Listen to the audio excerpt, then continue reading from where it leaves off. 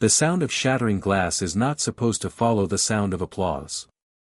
In the golden cocoon of the Copa Room at the Sands Hotel, Las Vegas, 1965, under the shimmer of 1,000 crystal chandeliers, it was a sound that froze time. A highball glass, half filled with amber whiskey, exploded against the wall just inches from Dean Martin's head. A silent scream made real.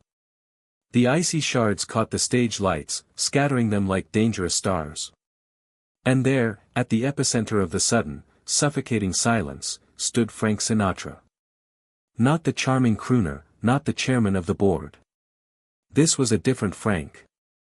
His face was a mask of cold, terrifying fury, his finger pointing a trembling accusation at his best friend. The audience of socialites and high rollers sat paralyzed, their cocktails forgotten. Dean Martin didn't flinch. He didn't step back. He just stood there, the ghost of his easygoing smile still etched on his lips, but his eyes were gates slamming shut. This wasn't a staged bit. This wasn't Rat Pack hijinks. This was real. And what happened in the desperate, private minutes after that glass shattered, would rewrite the story of the most famous friendship in Hollywood history, and reveal a heartbreaking truth nobody saw coming. To understand the weight of that flying glass, you have to go back. Back before the neon of Vegas, before the screams of Bobby Soxers, to the smoky, beer-stained stages of New Jersey and Ohio. Francis Albert Sinatra, born in the tenement shadows of Hoboken, 1915. A boy with a voice like honeyed silk and a fire in his belly that burned with one fuel, a desperate, all-consuming need to be somebody. He fought for every note, every headline, every ounce of respect in a world that told him he was too skinny, too Italian, too nothing. His rise was a volcano erupting, forceful, spectacular, and capable of burying anything in its path. He built an empire on sheer will, surrounding himself with loyalists, yes-men, and a mythology of invincibility. He was the general, and everyone else was in his army. Then, there was Dino. Dean Paul Crocetti, Steubenville, Ohio, 1917. The son of a barber, where the air tasted of coal dust and hard luck. Dean's world wasn't about conquest, it was about escape. He found it in a smooth, velvety voice that seemed to cost him nothing. He boxed for pocket change, dealt blackjack in backrooms, and learned a brutal truth: the world was full of bosses. And Dean Martin developed a supreme, almost spiritual talent. He learned how to not be impressed by them. His rise wasn't a volcanic eruption, it was a tide coming in. Effortless, cool, and impossible to stop. While Frank seized fame, Dean simply allowed it to happen to him. By the late 1950s, they were the twin kings of a new American kingdom. The Rat Pack. Nights at the Sands were a chaotic, glorious symphony of jokes, songs, and Jack Daniels. They were brothers. Frank and Dino. The chairman and the king of cool. The world saw a perfect partnership. But off-stage, in the quiet moments after the curtain fell, a dangerous chemical reaction was simmering. Frank's fire needed constant fuel, loyalty, deference, control. Dean's coolness was a wall. And walls, to a man like Frank, were a challenge. The cracks began as hairline fractures, almost invisible.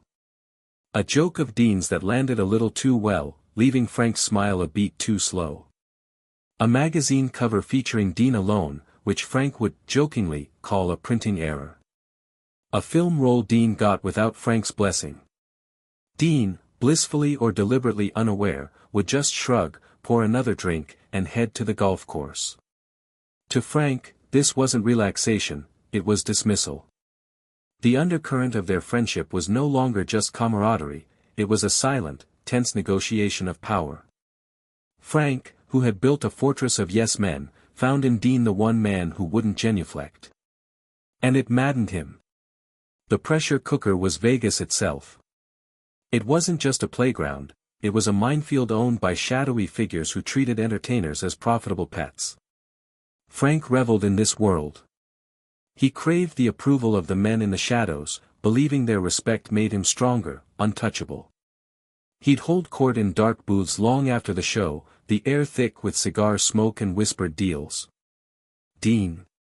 He'd do his act, charm the crowd, and vanish. He'd be in bed by midnight while Frank was still proving his importance to mobsters. This fundamental difference festered. Frank saw Dean's refusal to play the dark game as a lack of gratitude, a betrayal of the real world they operated in. Dean saw Frank's obsession with that world as a dangerous, exhausting need for validation. The stage, their sanctuary, began to feel the strain. Then came the night. December 1965. The Sands was packed with Christmas crowds, a glittering sea of tuxedos and diamonds. The show was a well-oiled machine of insults and melodies. But Frank was off. He'd had a bad day, a business deal had soured, a columnist had slighted him. The volcanic fire was bubbling, looking for a vent.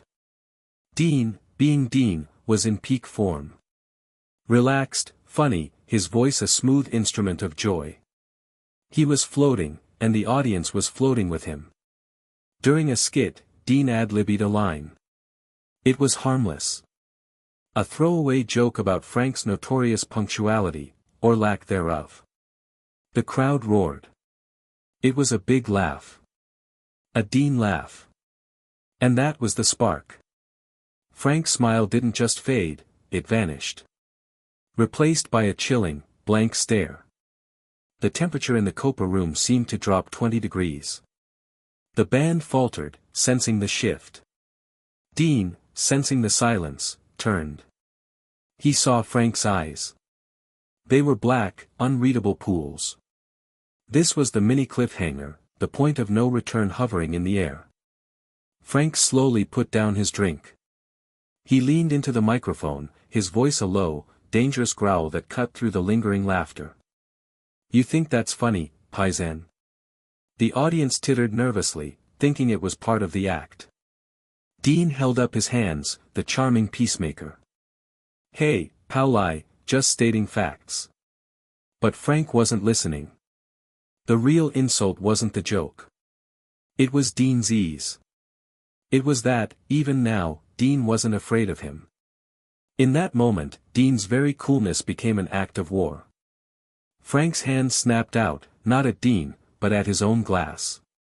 And with a violent, shocking motion, he hurled it across the stage. The glass missed. It was never meant to hit. It was a warning shot. A symbolic murder. The crash was apocalyptic in the hushed room. For a second, nobody breathed. Dean looked from the sparkling debris on the floor to Frank's heaving chest. The last trace of a smile dissolved from his face, replaced by a look of profound, weary disappointment. It wasn't anger. It was the look of a man seeing something beautiful break, and knowing it can never be put back together the same way. He gave a slow, almost imperceptible nod. Not to Frank. To himself.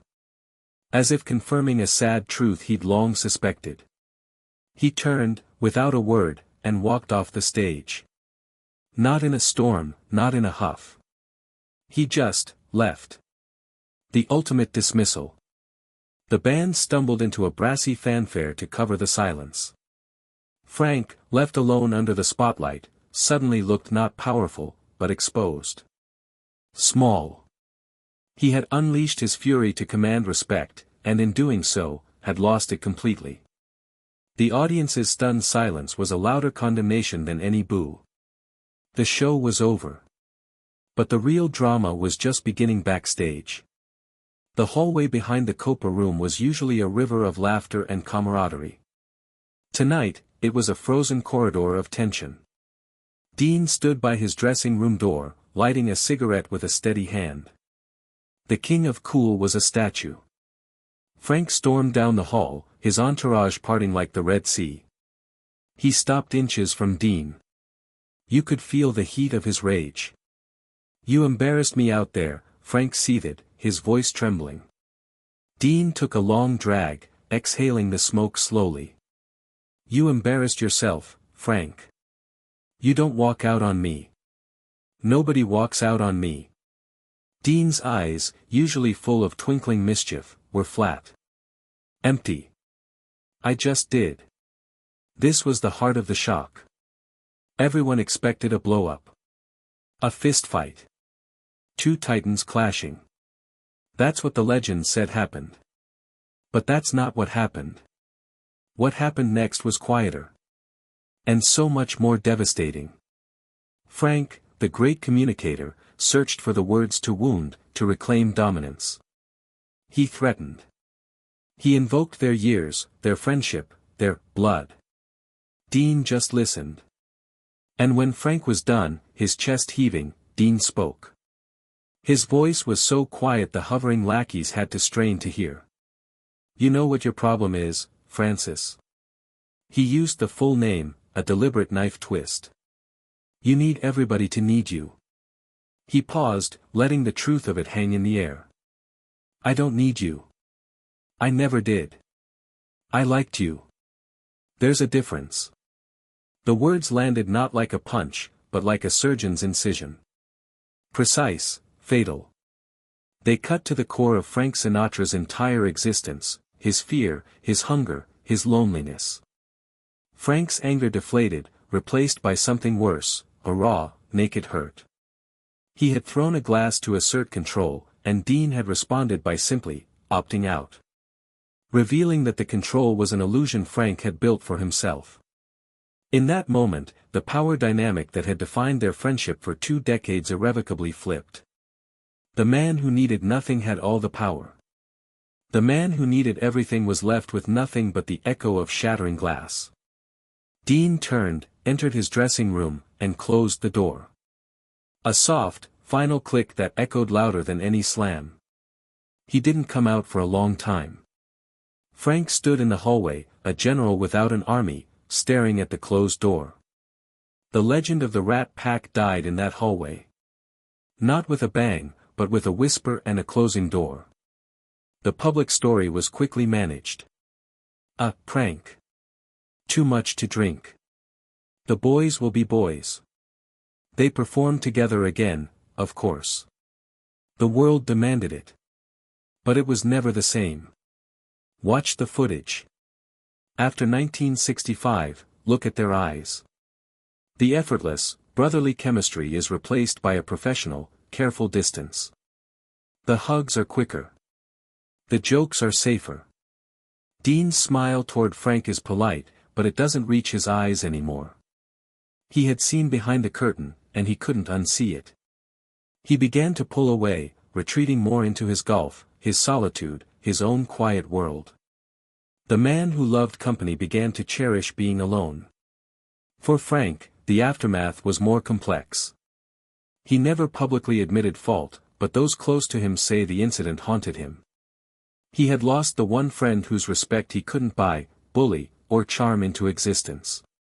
A friend he had, in his own twisted way, truly loved. In later years, Frank would become fiercely, almost desperately loyal to Dean, defending him, praising him. It was a form of penance. He was trying to rebuild the statue he had shattered. But the statue was gone. All that remained was the man, Dean, who had finally shown Frank that some walls cannot be broken, only walked away from. The legacy of that night isn't a feud. It's a tragedy. It's the story of how the very thing that made their friendship electric, their opposing forces, was also the thing that destroyed its pure form. Frank's fire finally met something it couldn't burn, Dean's ice. And in the meltwater, both men were left changed. Frank, a little more aware of his own solitude. Dean, a little more certain of his. They remained icons, legends, but the magic of them, the unpredictable, glorious alchemy of Sinatra and Martin together, was a ghost. A ghost that haunted the stages of Vegas long after the Sands itself was demolished. So, the next time you watch an old clip, see their laughter, hear the applause, remember the truth behind the legend. Remember the glass that flew not as a symbol of anger, but as a cry for help from a man who felt his world slipping away. And remember the man who didn't duck, who didn't shout back, but who simply walked away, teaching the most powerful man in show business the hardest lesson of all, that the ultimate power isn't in making yourself needed, it's in needing no one. The story of Frank and Dean is the story of fire and ice. And in the end, in the quiet, lonely chill that follows the blaze, we learn that sometimes, the coldest response is the one that scars the deepest. Like and subscribe this channel for more interesting videos.